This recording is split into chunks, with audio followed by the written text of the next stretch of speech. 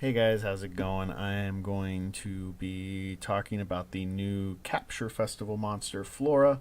This is kind of the festival screen. As you can see, we got about 3 days until the Capture event actually goes live. So make sure that you're doing the sharing and the wish making. Just a little tip for the sharing. One of the things that I do is when I go on here, you can see right here that I have it actually set to share only to me. So if you're like me and you don't like having game ads show up all over the place, it still counts as a share, which means you get the ticket for it. But then it's only appearing to you and not to all your friends and things like that. And then doing the wish, you can just literally type in whatever you want, hit OK, and boom, it counts as a wish. So you can even see right there scrolling across the screen, Rake KJH. So yeah, so make sure you get those tickets and take the most advantage of it. But let's go and talk about the new monster here. Her name is Flora. She kind of looks like the what's that? But there's one of the fairy type Pokemon that sits on a flower. I can't remember its name right now, but this is her. So she comes in wood. That's going to be her base element that you can actually catch. The other two you'll have to fuse for her. So this is Florentia, Florentia. So the grass one is going to be a balanced type monster, which means it's going to have pretty okay stats. So you can see here at level 60, we got about almost 31,000 HP, 2,100 attack, 2,000 defense, 1,300 recovery. Recovery not really a big deal because she's not a recovery monster. Increases the resistance of ally wood monsters by 15 to 20% there on her leader skill. And then her two skills both are sleep for an 80% chance. One for 2 turns, one for the active for only 1 turn, but the active is an AoE, so that's kind of nice. As far as sleep and where it's pretty useful, I would say primarily in like League or Clan vs Clan.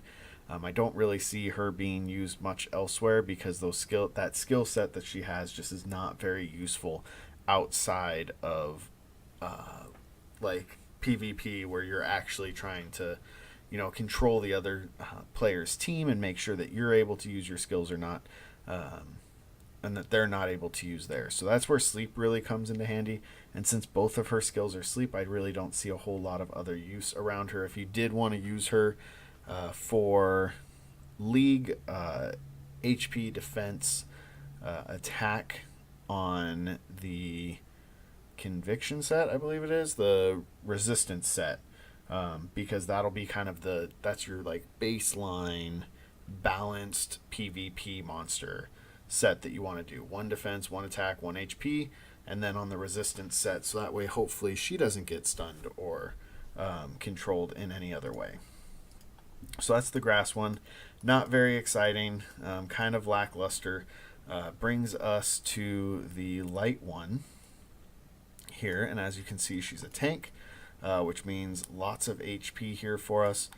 So HP at 6 star, level 60, 37.5 thousand HP, 2,100 attack, 1,800 defense, 2,000 recovery. As far as skills go, we have HP aggressor on the normal skill and attack down on the active skill with the same firm resolve, this time just applying to light monsters instead of wood monsters. So her skills, as far as that goes, she is an HP aggressor on her single target normal skill, which is pretty nice because she is also a tank type monster. So gemming her HP, HP, HP, or HP, HP defense on the life set, just to give her a little bit more sustainability. But that HP, HP, HP is going to be key here. And then she does have 60% chance for attack down for 2 turns, which is a pretty nice active skill. It's not the greatest percentage chance, but again, it's over that 50% mark. It's at that 60 or higher that I like to have on any of my monsters if I'm going to be using them for dungeon runs or something like that. And then the dark one, which is also kind of interesting here. It's another balance type, so we're looking at just under 30,000 HP at 6 stars, 2,300 attack, 2,500 defense, 2,400 recovery. So kind of better base stats than the light or the wood. Clearly not in the HP section against the light, but the HP is also a tank type. So this is the dark one. She's actually going to be probably the one that a lot of people will want to get their hands on. And here's why. Because her skills are normal skill, 80% chance to inflict the target with 3 types of sap damage for 1 turn, and 80% chance to inflict the enemy with sap damage for 1 turn on her active skill. So she is dropping saps left and right, and the fact that she's got close to 100% there on that is going to be kind of a big deal. So 80% chance to do 3 types of sap damage.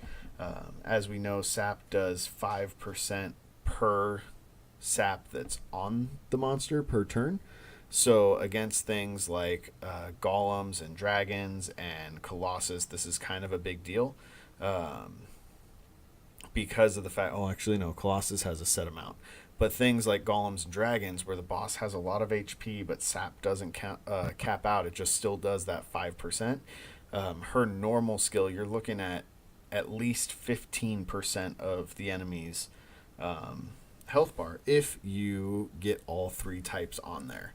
And then the active skill is an AoE sap as well. So it doesn't matter what skill she's using, she's going to be attempting to lay down that sap. So like I said, where I would put her is on teams for like golems and dragons, the kind of the more dungeon runs. I'd also use her in golems basement 7 and basement 9 potentially, because she does have those saps. Both of those golems are tank types as well. So that's what we would use her for. As far as gemming her, I would go kind of your typical HP attack defense, HP defense, defense HP, kind of depending on what gem set you put her on and what you really want her to do. If you want to capitalize on those saps, I do not see her needing the crit rate very much, only because her skills don't denote it. I know dark monsters have that extra 50% critical damage that a lot of people like to take advantage of.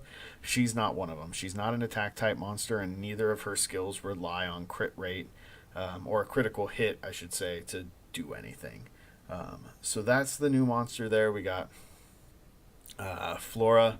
Like I said, she's going to be there. The only last thing to mention is that the light and dark ones won't be able to be captured. You will have to fuse for them through the little summoning area, and it's going to be, I believe, if I read it correctly, Floris, but we can check that right now here real quick. 2 wood Florises in order to get the light and dark. Flora. Wood Guardian Flora. Soul Stones. Variant Flora package. Season. So Floris. Yeah, so Floris Wood gives you a Flora Light or a Flora Dark. So you are looking at getting, if you want the light or dark one, you're looking at getting, why am I going down fire? You're looking at getting at least 2 of these guys, which means you need to catch 8 Floras in the adventure modes and things like that. The story will catch them in the story modes in order to get your Evo 2 Floris. And then you can fuse 2 of those into either a light or a dark. And since neither of them really require crit rate or anything like that, it's not going to be a huge detriment if you happen to get, a Florentia with, or a light Flora without a square. Same with the dark Flora. You're just looking to get them, period. So, in order of priority, I would go dark. Then I would go light, and then I would worry about wood after that. But that's it for Flora, guys. If you have any questions, comments, concerns, leave them in the comments section below. Hope you guys enjoy the game.